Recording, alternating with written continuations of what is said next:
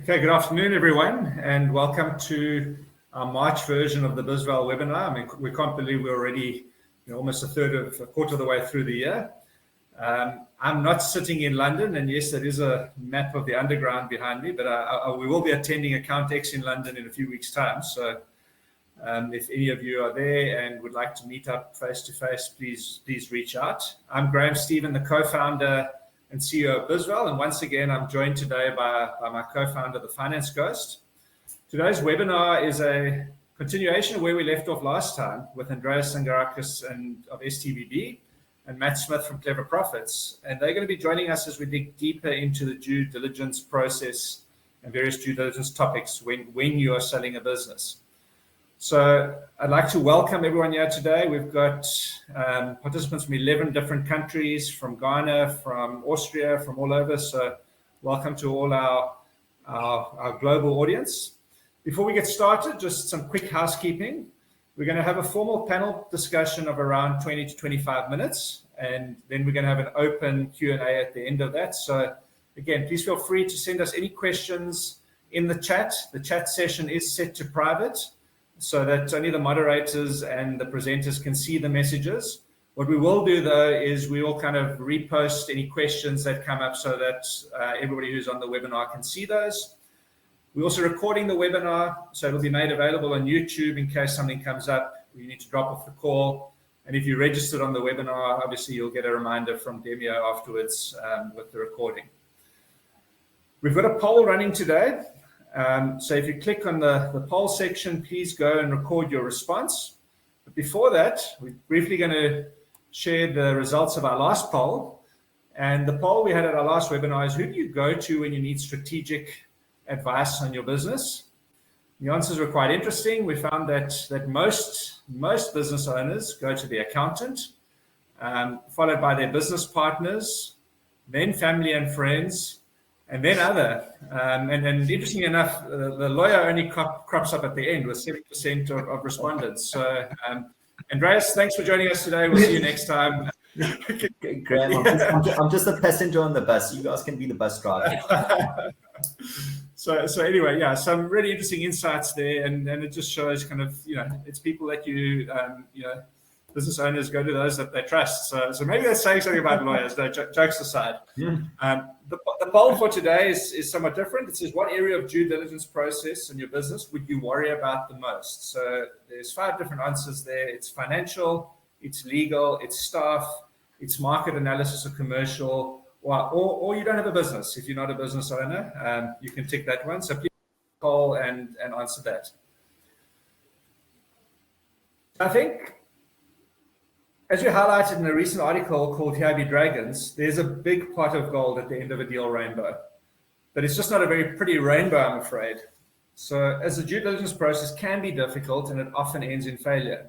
The Dragons reference is actually a statistic from the UK series Dragon's Den, where roughly half of the deals agreed in the den actually failed to be completed. And we ask ourselves why? Because in most cases, founders are ill-prepared for this journey. And that's precisely why we've added what we call BizVal Bootcamp to our service offering. So alongside the valuation, Bootcamp is a collaborative process designed to show you where your areas of weakness in the business are that might hurt your prospects in the due diligence process or deal negotiation. So in the Bootcamp process, we inevitably speak to our clients about some of the deal structuring concepts as well.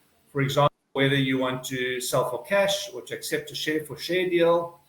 And another recent article that we wrote on our website is we commented on the risks of a share-based deal, especially in the context of those of you who've been following the markets, the collapse of the transaction capital share price on the JSE in the last week, and then many similar international examples.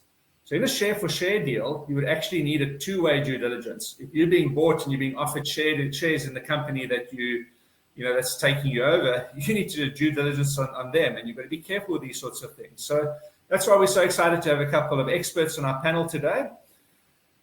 And finally, before we move on to the panel discussion, I just want to highlight one last sales piece is we love working with partners. We've got 12 partners on our partners program since we launched in January, and we're bringing another 2 on this week. So if any of you are interested in partnering with us, please reach out to us at value.me@bizval.co, and we'll be happy to chat to you about becoming a partner on our partners program.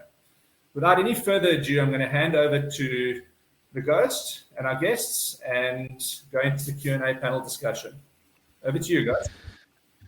Thank you so much, Graham. Thank you to those who have made the time to join us today. You know, I was sitting here, because I'm a ghost, I'm lucky. I don't have to worry about video backgrounds. So, you know, Graham's sitting there trying to learn the London Underground ahead of his trip. Andreas has got certificates at the back, so you feel like you should phone him, try and improve that poll result. And then Matt's sitting there with the sort of hipster brick wall. There's probably a steampunk coffee machine situation going along the roof there and down the side. It's just quite fun for me because I never have to worry about this, which is wonderful. Anonymity is a beautiful thing. What's not a beautiful thing definitely is a due diligence. And I would encourage all of you on this webinar, if you missed the first one or if you just want to go back for a refresher, go and find it on the Bizval website. You can also find it on our YouTube channel. It's there as an embedded YouTube video on the website too. Go check it out. There's really a wonderful wealth of insights there. There was a vibrant Q&A with Andreas and Matt last time, and definitely worth your time to go and check it out.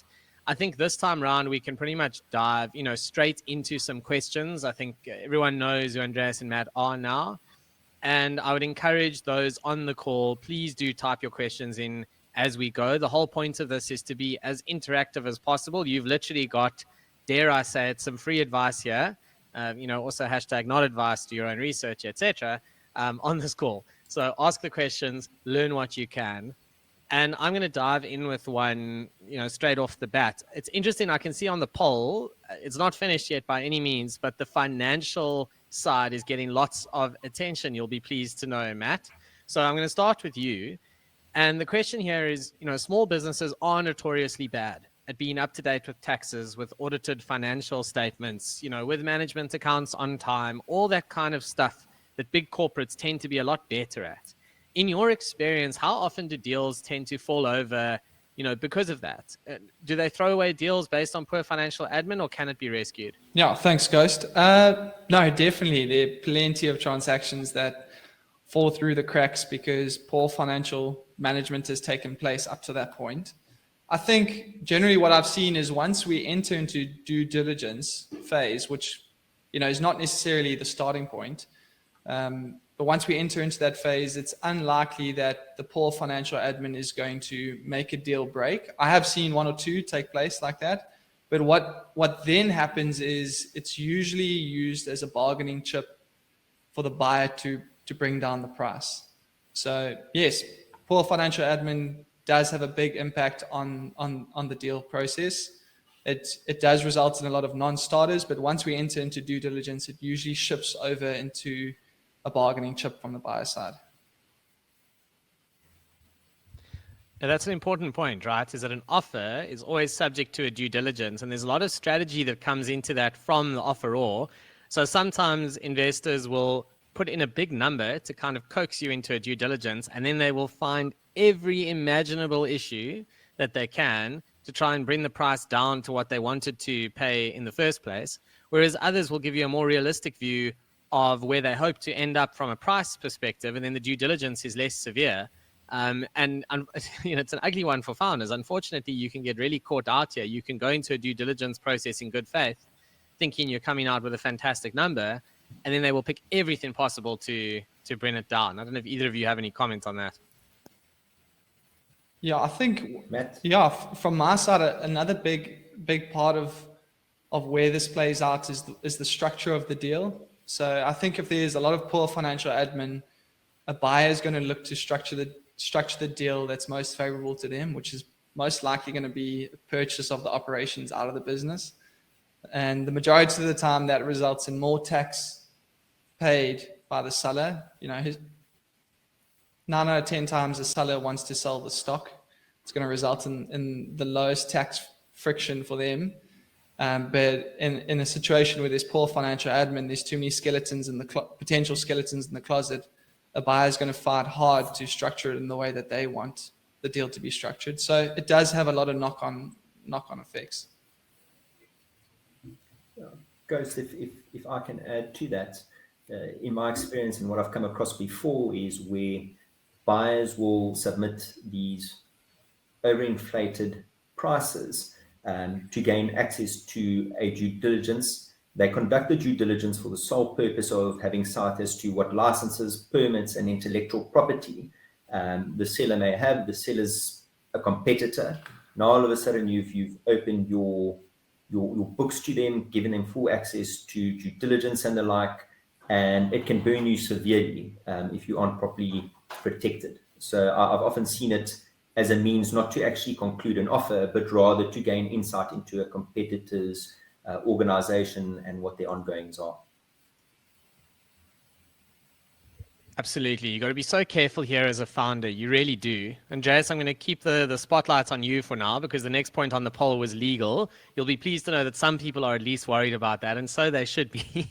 People are way too convinced that finances will trip them up. You can see a lot of people have not been through a due diligence before. The list is a whole lot longer than, hi, please send us your annual financials and your management accounts. Sorry to break the news on that one.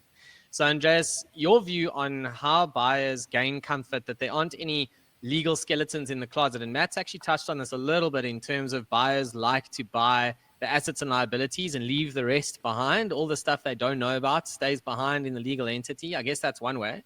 But how else, does a buyer try and get some understanding around this or protection over it in case something does come out of that closet down the line? Sure.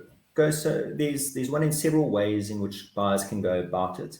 The first way is to populate their own due diligence checklist. So as you say, it's not just a simple matter of requesting financials. If, for example, you're buying into an IP company, okay, in your due diligence checklist, in addition to all the financials and contracts, you need to ensure that all patents, trademarks, and everything else that comes with it is made available. So it just depends on the particular asset that's being acquired. That's the first way. The second way is, to the extent that there could be any litigation or the company's gone into business rescue, there are wonderful public platforms which do come at a nominal cost, such as CIPC and treacherous, where you can go put in the company concern's details, see whether or not it's possibly in liquidation or under business rescue, or whether any of its assets have been attached by creditors. Okay. Third thing is contractually, and when you're negotiating your sale and purchase agreement with the seller, what you would look to do is, as a further comfort over and above due diligence, is have a comprehensive list of warranties. And it's important from a legal perspective that you've got the right warranties in place. So, for example, if you're buying into a property owning company which has got all sorts of leases, you need to have warranties regarding those leases, the tenants aren't in breach and the like. And it's important that your legal advisor knows which warranties are acceptable within the industry, when to push and when not to push, because I've often experienced circumstances where, despite a successful due diligence, transactions have fallen through as a result of negotiations on warranties and what sellers are prepared to give on. Yeah, absolutely. It's not as easy as just getting through the due diligence and it's done, right? And that's why I think it's a point we made on the last webinar to encourage people to get the legal advice a little bit earlier on in the process as well. It cannot be an afterthought where you kind of go through the whole transaction, you go through the whole due diligence, and then you start with documentation and stuff like warranties. That's exactly where a deal can fall over, or shareholder reserved matters if you're going to have a situation where you're still involved in the business and you're bringing in either a minority shareholder or a new controlling shareholder. The whole thing can fall over at that stage. Unfortunately, and I'd like to get your comments on this, Andreas, it's also easier said than done, right? Because you can't go and negotiate, clause 7 of the shareholder reserve matters before we even know if there's a deal, right? That's like, I don't know, that's like arguing about where to have your 10th wedding anniversary before you get married. So there is a little bit of a timing practical challenge here, right? But from your perspective, is it better for you to kind of be involved earlier in the process, or do you actually prefer a lot of the commercial stuff to be out of the way, before getting in on the docs? Ghost, we prefer to be involved from inception, okay, just to identify any legal hurdles that may need to be overcome. I often find that the driving factor in transactions is threefold. Number one, commercial, then that's largely thereafter driven by taxes, and then thereafter legal. Okay, but all of them are variable. So the commercials may very well be, look, today we're going to be doing an asset sale. The next day it could be a share sale. They've got different tax consequences. Okay, different tax consequences and the like then inform what the legals are going to be. Now, if you're only ticking off the 2 boxes that deal with commercial and taxes, legal may very well arrive on the scene and say, but guys, what you're looking to achieve through the commercial and the tax structuring, you're going to land up with some legal issues in this regard. And all of a sudden, everything gets torpedoed. So for that reason, the earlier that legal can get involved, the better. Yeah, that certainly makes a lot of sense. We've got a question here, and it is, how can one assess whether an offer from a competitor is basically serious or not, or whether it's just intended to actually gain insight into your business? What protections can you put in place to guard against this risk of what I would call, I don't know, maybe an opportunistic due diligence? I think each of you might have something to add to that. I don't know who wants to go first. I don't mind going first. One thing that we do see quite often are break fees. So to the extent that you're going to embark on a due diligence process, the advice is to take professional advice in that process. And so that incurs costs from both parties. And so it's good to have a break fee in place so that, if it doesn't materialize and one party has acted in ill faith, then they can recover the costs from that other party. So that's just one mechanism that I've seen. Yeah. Break fees are very helpful, Andreas. Yeah, so Ghost, another mechanism that I've come across is specifically when one deals with competitors. I've seen sellers insist that if a competitor is going to put in a bid, then what happens is, should the bid for whatever reason be unsuccessful, in other words, it fails, for example, at a due diligence phase, sellers insist on a restriction being imposed on that purchaser in terms of allowing that purchaser to go out and acquire a similar competitor.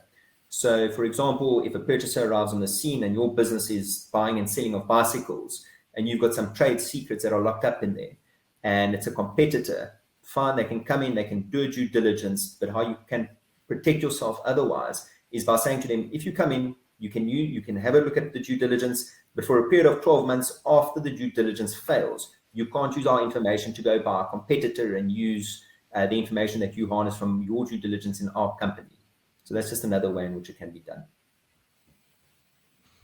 Yeah, that's all sound advice. Unfortunately, this is difficult stuff, and it does work out quite badly in practice sometimes. You have to be super careful when you get these offers. The one comment I would make is this is part of the strategy around selling to a financial investor or a strategic investor. So the strategic investor will often be a trade player.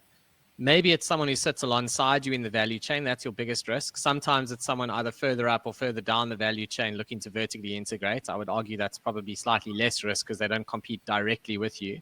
But if it's a direct competitor, you have to be intensely careful in this process. If it's a financial investor, and obviously the reputation matters as well. If this is someone coming in who has a history of doing deals and behaving properly, that gives you more comfort than a sort of bolt from the blue offer from someone you've potentially never heard of, who's in the same industry as you. I mean, 9 times out of 10, that's going to be, that's going to be a very risky due diligence. And then you've got to, take the advice and just, I think, common sense, right? I think common sense in these deals cannot be overstated enough. Sometimes it's a case of just looking at the situation and saying, does this make sense to let my biggest competitor understand my entire client base, what I charge them? It's a big decision. And the other thing is a staged due diligence. You can have a sort of relatively light touch DD and then say, right, based on what you've seen, are you happy to put in an offer with a break fee? If not, well, then we're probably wasting each other's time here. And then you can think about what information to actually release that isn't necessarily massively sensitive to your business, but kind of gets the deal across the line. I think the overarching point here is going into a deal process. It's a risk, right? I mean, it's a risk for any entrepreneur, and it also takes your eye off the business. It can really drag you in for months on end. I don't know if either of you have any comment on that in terms of just experience with clients and emotionally what it's like to go through one of these things. Yeah, absolutely. I always tell any client that's about to embark on this process to try and entrust as much of the process with the advisors, because it does tend to become overwhelming, and it can take let's say the CEO's eyes off of their current business. And what I have seen is performance does tend to drop off because their focus is on exiting their business. And so my advice is always keep your focus on your business. Let us try and carry as much of the weight of this due diligence as possible. let us have the conversations. We'll reach out where we need your insight, but maintain your focus on the business, because we don't want to come back to a business 6 months down the line that's been destroyed because you weren't focused. Yeah. Royal Bafokeng Platinum is a perfect example, right? That's been on the receiving end of a big fight at the regulators between Northern Platinum and Impala Platinum, both of which wanted to buy the business. It's been going on for, I think, a year at least. And that put Royal Bafokeng in such a tough position because they can't make any strategic decisions around capital allocation. They just don't know what to do. It's like, you just don't know which parent is going to take you, and you're the kid and you don't know what's going on. So it's a big thing to go into. And obviously that was not by their choice. That's a listed company that is the subject of takeover action. But the lesson to learn there is not different for a private company, which is just be careful of going into this with the right headspace, with the right infrastructure around you, the right support, the right phase in your life, to be honest. Like, there's a lot of softer stuff that doesn't really get talked about enough. But I think let's go on to maybe, some of the more technical stuff as well. And I just want to talk a little bit around earnouts and how this gets linked to the results of the due diligence. So, my experience, I'm keen to obviously tap into yours, is if the DD goes through relatively easily, then the seller has quite a lot of negotiating power around the earnouts and around, just the terms of the deal. If the DD doesn't go so well and there are lots of gremlins that come up, then unfortunately the negotiating power of the seller takes a knock, right? Would you guys agree with that? Yeah, I think definitely agree. Although I have seen where, a purchaser puts let's just use numbers here. For example, they say, we want to buy your business for 10 million. And initially they were happy to fund a large portion of that up front, but through the due diligence phase, they're a little bit more cautious, having seen the performance of the business. And so they would rather shift some of that 10 million into an earnout. So the earnout becomes a bigger portion because they're not as confident in the business as they were going into that due diligence process. So I have seen it work both ways, but there's no doubt that if there is a good due diligence process and there's a lot of positives that come out of that due diligence, then as a seller, you can negotiate either a longer earnout period or perhaps a higher percentage earnout, because there's more confidence in what's sitting within this business. And a common example would be things like underutilized IP, where a buyer is looking to leverage IP within the target company. And so what they would like to do is negotiate with the current owners to essentially exploit that IP further. And if it is going to result in positive cash flows, then what we may see is a larger earnout just on that particular element. Ghost, I touched on the example in our last webinar where I came across a situation where there was an earnout, where a founder had exited in part, and his balance remaining shareholding was going to then be linked to earnout and the like. And the particular company concerned was I think it was in the travel agency, and the first acquisition of his shareholding was in 2020, and immediately thereafter, COVID struck. So you can imagine there was a complete erosion of any future earnouts that he was going to achieve. And a valuable lesson that was learned to that client was something that they need to take into consideration when negotiating an earnout is sort of a base earnout fee. So if there's going to be a minimum amount that they will earn, I think that's quite important to take into consideration. Yeah, just tagging on what Andreas said. Yeah. I mean, whenever I see earnouts, I get a little bit nervous just because there's so much variability in them. And especially if there's new ownership and new management coming in, what is the likelihood of the existing management team being able to make those big calls that can drive those earnout factors? So, I mean, things like where if you're fully exiting a business, an earnout might not be as attractive because you don't have the power to pull those levers going forward. Yeah. And similarly, even if you are involved in the business, one has to be mindful of things like profitability, because the new team coming in could start to push all sorts of costs through this business. So I always just suggest to my clients, be very careful when approaching an earnout, and be comfortable. I know it sounds tough, but be comfortable with the upfront payment, because that could be the reality, is that that's all you're going to get. Yeah. Matt, the other thing is the extraordinary expenses, right, that can be run through the business during that earnout period, and how you deal with it. So, how one defines what that earnout is linked to, taking into consideration extraordinary expenses that could be washed through the business. It's absolutely fundamental, right? Yeah, absolutely. I've seen some weird things. I've seen, re-kitting of offices, that can cost a couple million, that, the existing business owners weren't too phased about, but new owners feel like that's important. And so I've seen them argue that into agreements that would usually have excluded them, but they're saying it's part of the business. So it's a tough one. Yeah, guys, There's a good analogy. Perhaps to jump in there. Sorry, guys. I mean, there's a question from Keith, I think, related to exactly to that. Is how does the new owner, or how does the existing seller ensure that the new owner does not interfere with the business operations? So maybe we can dive a little bit into that. Yeah, I suppose it depends on what's the idea behind this new owner coming in. Is the intention just to be a silent shareholder and not have any insight? They just want to benefit out of the cash flows and profitability of the business. I think then it's a lot easier to put in place restraints or perhaps they're not made a director, so they don't have as much say in the management of the business.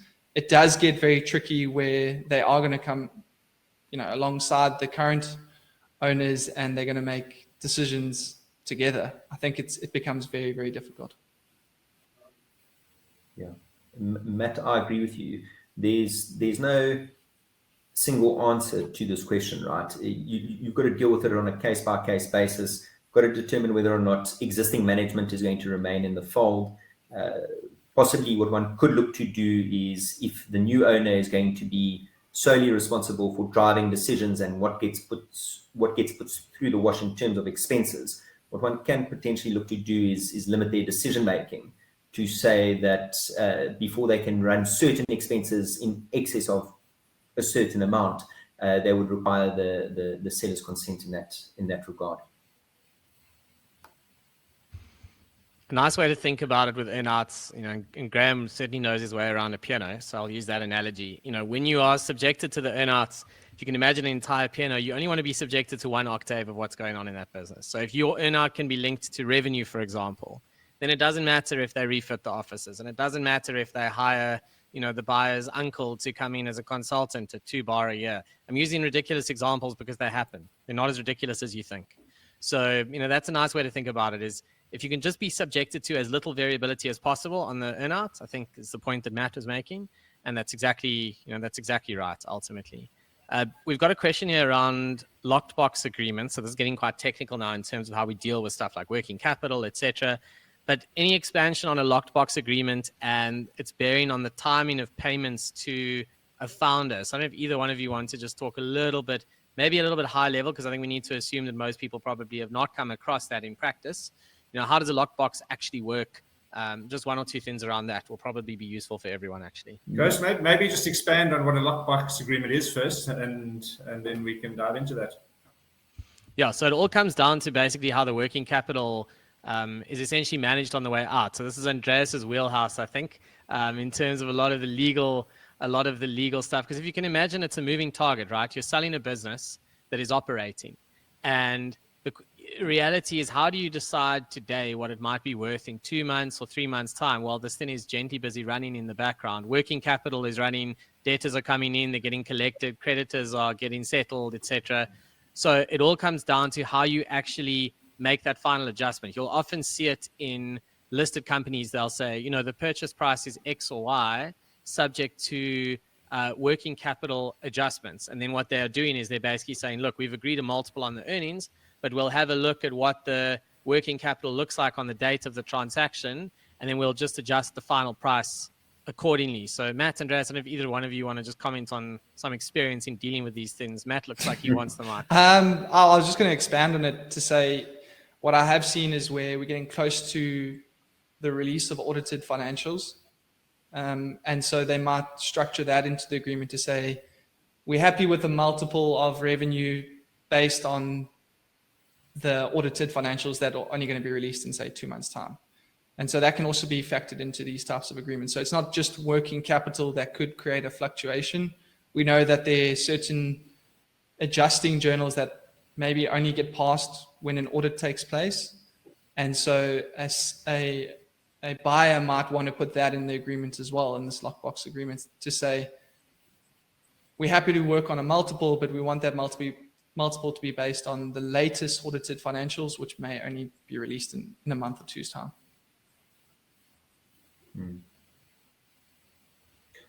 Andreas, some of your experience with this? Look, I completely agree with Matt. The only thing that I'd like to add to that, Ghost, is we have often seen disputes arise is parties having a different understanding as to what working capital entailed. Okay, so what you may contemplate as working capital and what I may contemplate as working capital could very well be two different things, as for example is the understanding around gross profit, net profit, revenue, and the like. So, it's absolutely fundamental in terms of the final agreements that are drawn up that there's a common alignment, okay, as to the intention of the parties on what exactly working capital, revenue, gross profit, and the like all entail. I cannot stress the importance of that. Furthermore, just to add to that, Ghost, is it's not worthwhile. It's not worthwhile to go to arbitration, okay, legally, where there's a dispute on an accounting issue. What we found has worked very well is where there's, for example, there's an issue on the working capital and how that's to be determined and the like. We typically just fast track it to an independent expert who would be somebody like a Matt, and let them deal with it as an expert and not as an arbitrator. And whatever their decision it would be final and binding. The costs of an arbitration are just exorbitant. So, to the extent that one can steer clear of it, and it's not per se a legal issue, it's more of an accounting and financial issue, rather go to an expert. Don't go before an arbitrator who's legal on it. And the other thing is the length of time to actually complete the transaction. So what a lockbox does is it just gives people certainty, whereas completion accounts, that's the adjustment kind of right at the end. So if there's going to be potentially a long drawn out process, if your deal's going to the Competition Commission, which a lot of private deals don't, but there are some that do, that's going to be a long journey. You have to agree a price now, subject to regulatory approvals that can take a year. You're probably not going to do, I wouldn't think you would do a lockbox in that situation. You're probably going to say, no, let's go and get the regulatory approvals. And when it's done, then we'll have a look at what the working capital looks like and we'll adjust accordingly. And then they'll have stuff like material adverse change clauses that say, if over that 12-month period, a lot can happen. If something hectic happens, we want to be able to walk away. So Barlow will try to do that in the pandemic with that business that it was buying from Tsangarakis, the ingrain business, which subsequently was a great acquisition for Barlow World. I did thoroughly enjoy the narrative at the time. There was the panic. And then once they bought it, there was we actually really liked this the whole time. And look how wonderful it is. And, it's just typical. But that was a great example of a material adverse change clause in practice. Tsangarakis in the end doesn't really seem to have made it through anyway, but it would have been a lot worse if they hadn't gotten that deal across the line. So these are all the legal protections that if you don't have them in your agreements, then they don't exist. You can't rely on someone sitting across the table from you in good faith. Oh, but this is unfair. This is not about what's fair. This is about what's in black and white. End of story. Andreas, I'm sure you'll agree with that, which is why the lawyers should be phoned earlier in the process, not right at the end. Yeah, so, guys, good point. The reality is typically what you'll find in your final sell and purchase agreement is a clause right at the tail end of the document which says this is the whole agreement between the parties. It supersedes any and all other negotiations and discussions, be they oral or written and the like. And often what parties try to do is they try to deviate from that and say, no, but this isn't what was represented to us. And you say, but it's what's in the agreement, and you've agreed to supersede and override anything that you may have previously agreed to. You should have ensured that it was dealt with properly in the agreement. And that's the status that's being upheld in the courts. The courts aren't going to overturn it. All the more reason to ensure that you get all your ducks in a row and do it properly. I want to touch on something from the poll. So a couple of people have remembered that they have staff, because initially there were no answers there around staff earlier in the webinar, but clearly the more we talk, the more people realize that there's life beyond the numbers. So staff due diligence is a really interesting thing, right? Because some of it comes down to succession planning. In other cases, it's quite legal, right? It's actually delving into contracts potentially of key staff. I would imagine it's things like looking at, on a more labor intensive business, is it unionized? What does that look like? I guess anything that either one of you might want to share, or Graham, from your experience around just staff due diligence, because this is something that people don't think about until it's happening to them. Yeah, I could. Actually, I think go for it. Go for it. Right. You go I was going first. to say, I can touch on it a bit from the financial perspective. I think it's important that as part of any financial due diligence, we get an understanding of what the existing team brings to the table, what a potentially new team that's coming in may bring to the table, and whether this business can support that. Is there still a need for certain people? That's where the staff element from a financial perspective becomes really important. I think one also has to be careful. This is slightly different, but be careful as to how much gets communicated with the staff team going into a due diligence process. You don't want to create any uncertainty around people's futures. So, that's where the confidentiality of this process becomes really important. I've also seen deals where, we spoke about a question, I can't remember who asked it earlier, about potential competitors coming in, looking for insights into businesses. I've seen where a competitor really just wanted to unlock certain key individuals within a company. So being careful as to what sort of information you share with a potential buyer.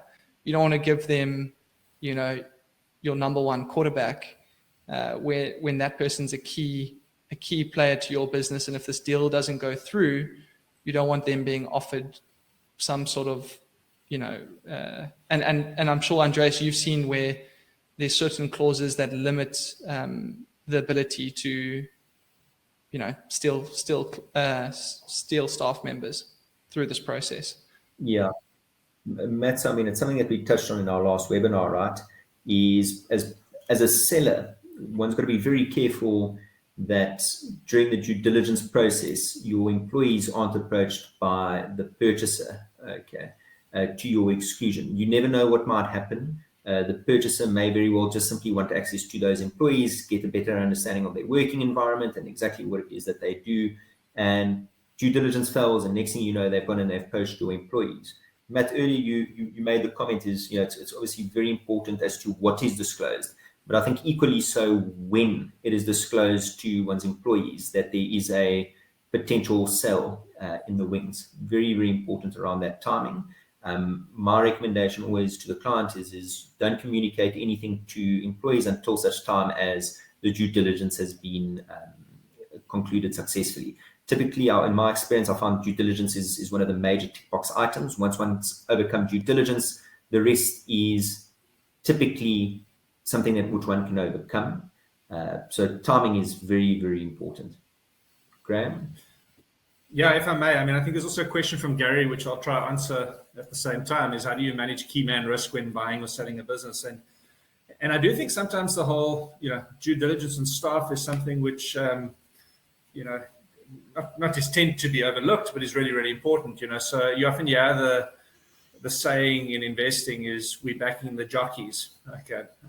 So it is a very, very important consideration is, yes, you're buying a business and, underlying profits and market and all of that sort of stuff, but you're actually backing, often as a purchaser, you're backing the management team. So depending on the type of business, often that is really, really critical. So if you're acquiring a business in a very technical area, I don't know, where things like credentials might be important. You're a doctor, if you're buying a bioengineering business, or, you might be really, to know whether the person actually has his, PhD in whatever he says he has, So, there's different layers of staff due diligence. One could be around credentials, and those are fairly easy to check and what have you. Often what will also happen is a sort of staff due diligence, might be an interview process with the senior management. I've seen that often, is that, it's kind of a feeling that somebody has. It's quite tricky because, who do you include in the DD process up front? So, I think there's a certain core group who you're going to have to tell them that there's a potential deal and sell, whether it's your exco or your sort of trusted inner circle. And typically a buyer would want to engage with those people.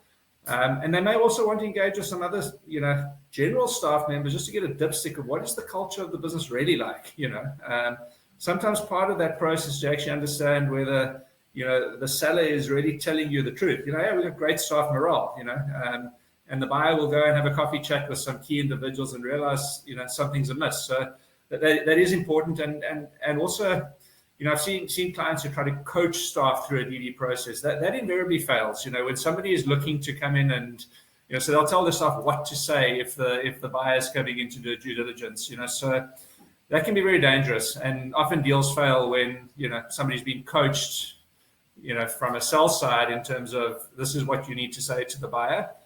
Believe you me, those things get found out pretty quickly when you've been coached to say something. And then the last point I just want to make around staff is around lock-ins and incentivization. That's also a really, really important piece of the puzzle. So especially from a buyer looking and doing a due diligence, they want to know is how have your senior management been incentivized? You might have had a coffee, a water cooler conversation with one of your senior members. Oh, we're going to give you 5% shares. That might not be in writing. So those things need to be disclosed up front. The buyer needs to know what sort of potential contingencies are there down the line. Usually what happens is any staff incentivization schemes are typically, especially if you've got a majority buyer coming in, often those schemes are replaced by a new incentive scheme from the buyer. Okay. And it's also important that staff understand that, those can become issues down the line if they're not dealt with up front. So understanding how you've locked in your key staff, and that's also typically something that does come into the equation. Sometimes there will be lock-ins with the deal to say that these key individuals need to stay with the business for the next 2 to 3 years. Okay. And that can be dealt with in a number of ways. You could pay them a retention bonus, so to speak, or there could be upside if certain targets and that are met. So yeah, there's no right or wrong answer, but those are definitely factors that need to be considered in the process. It's really interesting that you raised that, Graham. One of the larger transactions I worked on here in South Africa combined both this earn-out concept and staff, where a big player was purchasing a private company, but the main reason for purchasing it was the team. And so what they did was they actually structured an earn-out that was calculated based on the percentage of those key people still being involved a year, 2, 3, 4 years down the line. And I know I can see Andreas getting a bit concerned about something like that. And it was quite a tricky thing to navigate, just because it can actually change the nature of that payment. Are we paying for services rendered, or are we paying for the business? And so that's just that's a tax thing to also be mindful of. You don't want to be, in this particular instance, a lot of those key individuals were shareholders. And so am I selling, if I'm one of those key individuals, am I selling those shares and am I getting payment for the capital value of those shares, or am I getting a portion of that for the services that I'm going to render over the next 5 years? And that's quite tricky, because those two things have different tax consequences. One is revenue in nature and the other one's capital in nature. But I just thought it was an interesting scenario that I came across. Graham? Yeah, we don't talk enough about the tax, and it does get quite complicated. Sorry, Andreas. I just wanted to latch onto something that Graham mentioned earlier, where you take your employee out for a cup of coffee and you promise him 5% equity in the business. But how that's structured, and is it through some sort of incentive scheme? Do you formally set up some sort of employees trust and the like? And I've had a situation where a client of mine had promised an employee X amount of equity in their company. What happened was a purchaser arrived. They wanted to buy my client's company, and the employee created all sorts of issues by saying, but hold on, I'm a 5% shareholder. You made a promise to me that I've got equity. This formal structure was never put in place. And the purchaser got cold feet and walked away. So, if you are going to be serious about bringing employees on board and incentivizing them, make sure that whatever you do, it's not based on anything oral. You've got it down in black and white, and it's properly regulated. And for that, you need to approach attorneys, as well as specialists like Matt, who can assist with a tax perspective. But it's very important that you approach attorneys who have got experience in putting together incentive schemes, and also labor attorneys who understand the labor laws and the like. Very, very important. There's a couple of questions we need to. Sorry, Graham. Okay. I was just doing a time check, Ghost. We've got about 15 minutes left. So yeah, exactly. a few questions There's a couple of questions coming through that I want to deal with, and the best example I've seen of how a staff DD or just the whole process goes wrong was when Mondelez was looking to buy the Snackworks division from AVI. The deal fell through, and the AVI CFO ducked and went to work for Mondelez. Thanks for coming. I'm not sticking around here. I liked what I saw from this approach, and I'm off, which was sub-ideal, to say the least. So, Andreas, what I want to just ask you, it's a question from Mike, and it is, it's quite specific, but what agreement in this process would give the DD protections, just to be clear, around staff that you've mentioned? How do you actually protect against that in practice? Is it in the sales agreement? Is it something you sign before you go into a DD? Is there a non-solicitation? Yeah, absolutely, guys. So I would deal with it as early as possible. Typically, what happens, and we spoke about it in the last webinar, is there's a letter of intent, which already starts getting the ball rolling, affording the purchaser an opportunity to do a due diligence. And in that letter of intent, typically what we will do is we'll say that the purchaser may not solicit away any of the seller's employees during the due diligence period and for a certain period of time thereafter. We typically make the wording very, very broad, because the arguments have sometimes arisen to say, well, we didn't solicit them away, they simply approached us. There are ways in which to get around that, quite detailed, but there are protection mechanisms that one can include. I suggest you include them at your LOI stages, and it would be through a non-solicitation provision. There's a question here that I'm going to answer, which is around the discounts that you would be applying to evaluation for minority discounts, and do we have any views on the PwC discounts that get published? So anyone who's worked in valuations in South Africa knows this PwC report. I had the joy once of, in my investment banking days, presenting a valuation and referencing that report. And then the client, non-executive director, was the partner at PwC who originally started that survey. So it was a good move to start the meeting with, well, we look at this survey. It would have been a very bad move to say, we don't agree with this survey. Clearly. It's a small market, actually. But obviously, it's a survey of people in the market. So it's hard. You can't really disagree with the answer. Like, this is what people are doing. Should you take cognizance of that? Yes, I think it's a sensible thing to do. But obviously, you've got to understand the nuances of the business that you are valuing at the end of the day. And the other thing that people forget is, different valuation methodologies can give you sort of different answers on minority versus majority stake. So if you go and have a look at the listed multiple of a company, that is a minority multiple because you're buying one share. That's the share price for one share. That's why when there's a takeover in the listed space, there's a 20 to 30% premium. Why? Because yes, they need to entice people to sell the shares, but control of a business is worth something. If you go and do a discounted cash flow, you should then be doing a final minority discount, basically, to say, well, how much are you buying, right? If you go and do it at DCF, but you're buying a minority stake, you need to be a bit careful of paying the price that the DCF gives you, because that implies that you'll control all those cash flows. So it is quite technical, but the PwC survey is used extensively in the market. I've seen it referenced many, many times. It is kind of seen as the gold standard of what discounts and premiums to think about, but there's also no replacement for experience in understanding, what a business would likely sell for, and also what a buyer would in all likelihood focus on. The other thing that we look at is what sort of returns are private equity investors looking at, because we value the businesses based on what would a financial investor pay, because you can't assume what a strategic would pay, because a strategic is going to have their own reason for offering more. So we look at it from a financial investor perspective, and private equity firms are a very good example of that. And if you've spoken to enough of these people in your life, you understand what sort of returns they're looking for from private companies, and then you can kind of imply a lot about the valuation based on that.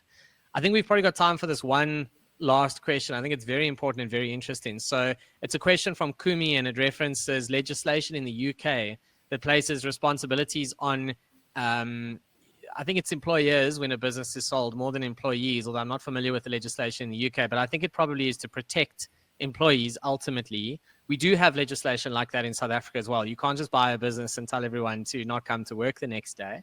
Andreas, this probably sits more in your world, but Matt, you've probably got experience with this as well. It's a nice place to finish off, actually, is what are some of the responsibilities that sellers and buyers need to think about in the context of labor law and a change of control? Yeah.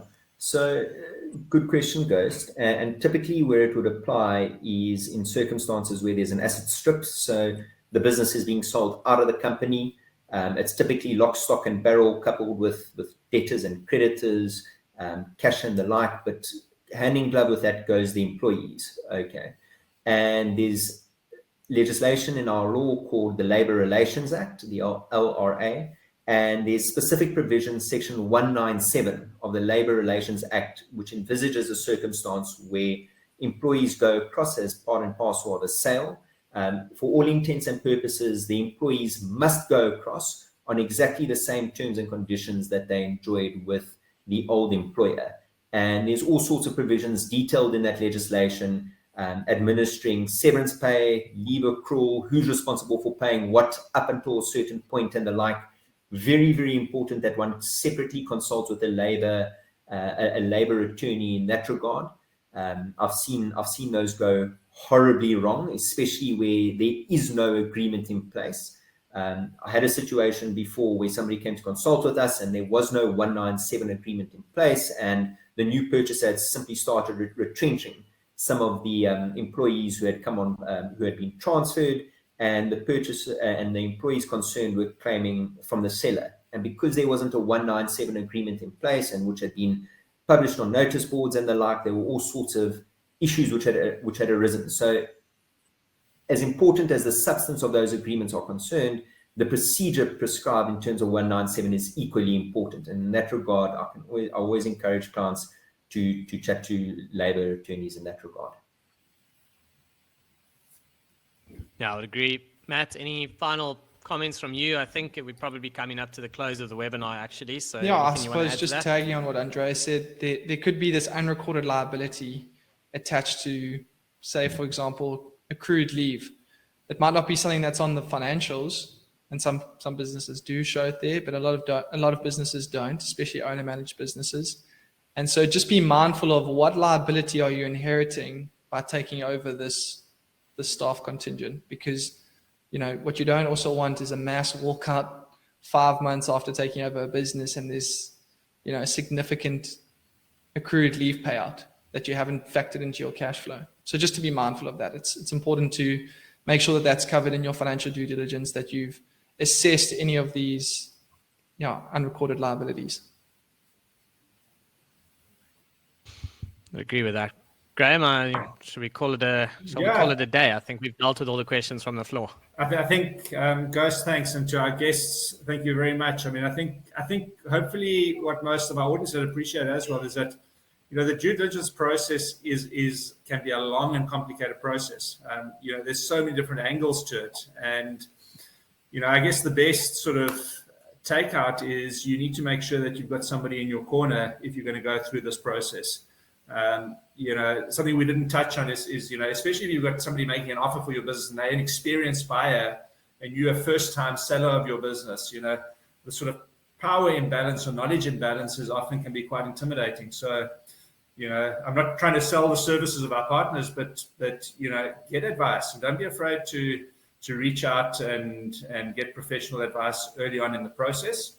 The other thing I just want to touch on very quickly, we mentioned it right up front, is that as a potential seller of a business as well, don't be afraid to ask questions of the buyer. Do your own due diligence of them. Do they really have the money that they say they have to buy your business?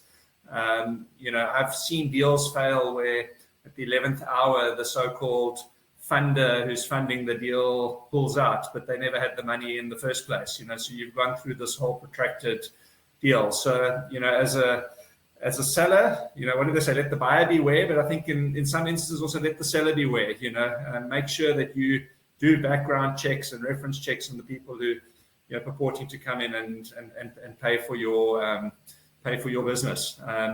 But I think, that's all I have to say, guys. So I don't know if there's anything else that you'd like to close off on.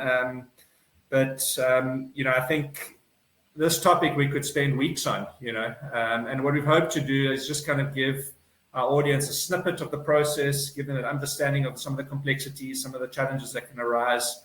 I'm sure at some point in the future we'll have another session going into elements of due diligence. We have not yet scheduled our next webinar. What I will say though is it's going to be towards the end of April, likely on Wednesday, the 26th of April. And if anybody's got any topics that they'd like us to tackle, anything to do with valuation, with buying or selling of businesses, please feel free to reach out to us. We do want to listen and be responsive to our clients and to our audience and make sure that we bring you relevant and topical discussion points. And then as a closing thought, just remember that our webinars are available on YouTube. And please feel free to share these with your colleagues and your friends. So, yeah, I'm going to wrap up. And this time around, Ghost, I'll leave the final word to you.